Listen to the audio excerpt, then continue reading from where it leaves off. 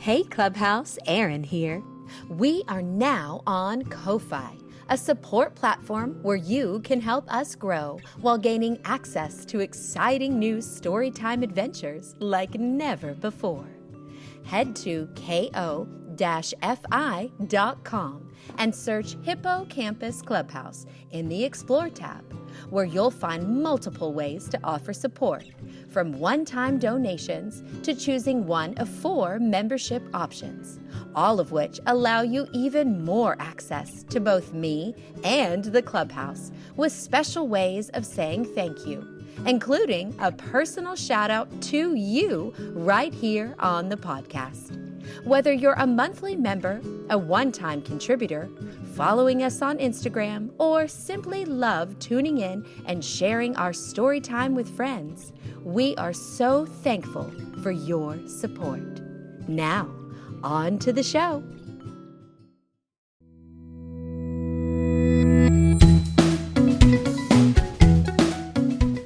Welcome back to the Hippo Campus Clubhouse. Erin here, and today at the Clubhouse, we're taking an adventure with Choco, a little yellow bird who lives all alone. He wishes he had a mother, but who could his mother be? All the animals he meets look nothing like him. So let's get comfy cozy and ready to open our hearts and minds with A Mother for Choco by Keiko, Kasza.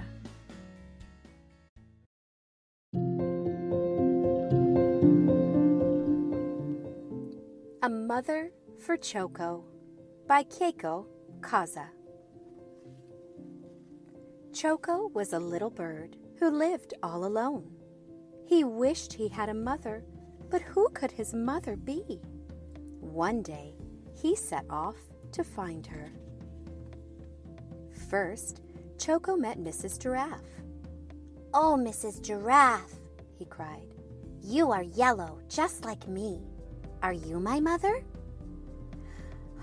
I'm sorry, sighed Mrs. Giraffe. I don't have wings like you.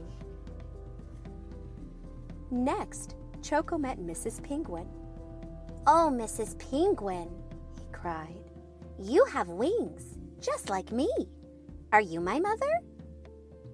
I'm sorry, sighed Mrs. Penguin, but I don't have big round cheeks like you.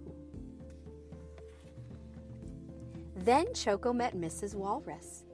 "Oh, Mrs. Walrus," he cried, "you have big round cheeks just like me. Are you my mother?" Now look, grumped Mrs. Walrus. I don't have striped feet like you, so don't bother me.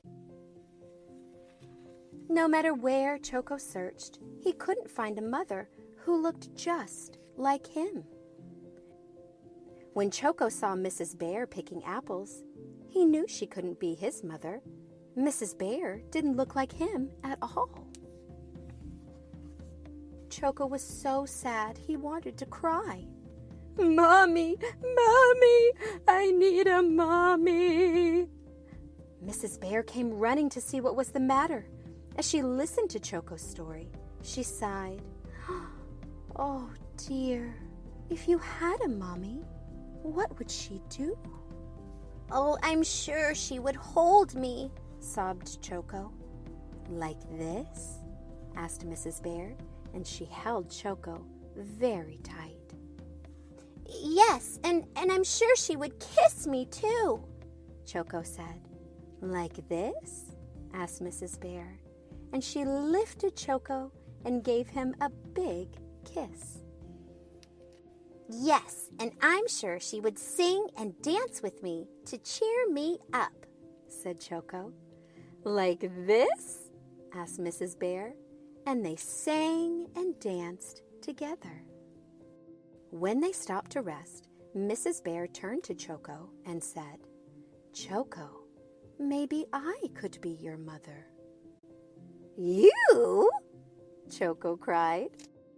"But you aren't yellow, and you don't have wings, or big round cheeks, or striped feet like me."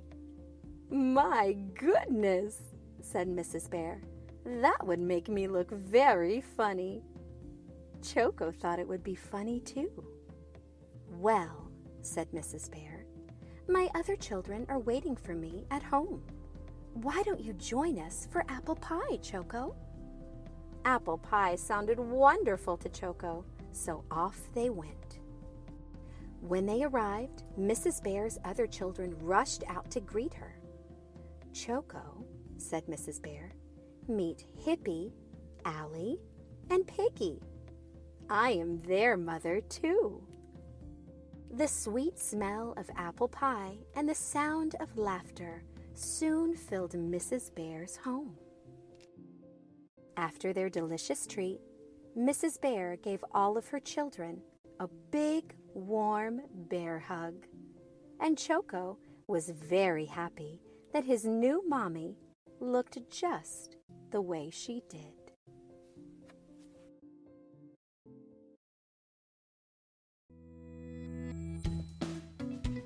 Wow, what a wonderful adventure.